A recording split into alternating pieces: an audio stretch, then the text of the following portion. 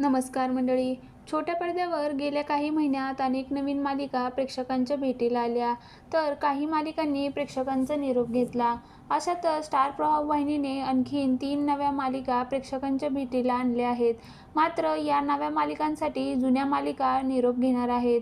नुकतंच लक्ष्मीच्या पावलांनी या मालिकेने प्रेक्षकांचा निरोप घेतला.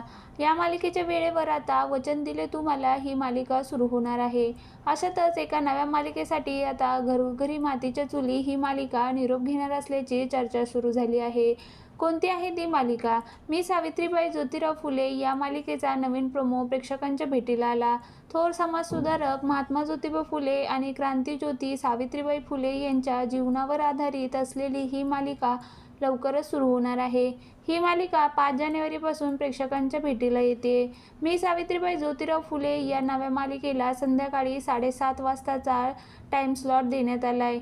सध्या स्टार प्रवाहावर या वेळेत घरोघरी मातीच्या चुली ही मालिका दाखवण्यात येते.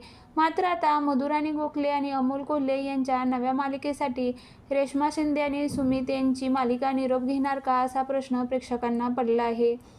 सध्या घरोघरी मातीच्या चुलीमध्ये जानकी आणि ऋषिकेश यांच्या लग्नाआधीची गोष्ट दाखवली जात आहे. त्यात मकरंदचा खरा चेहरा जानकीसमोर आलाय. 15 आणि 16 डिसेंबर रोजी हा मोठा ट्विस्ट मालिकेत दाखवण्यात येणार आहे. एकीकडे मालिकेत मोठे वळण आले, तर दुसरीकडे मालिकेची प्राईम टाईमची वेळ काढून घेतल्यानं मालिका संपणार का, असा प्रश्न उपस्थित होतोय.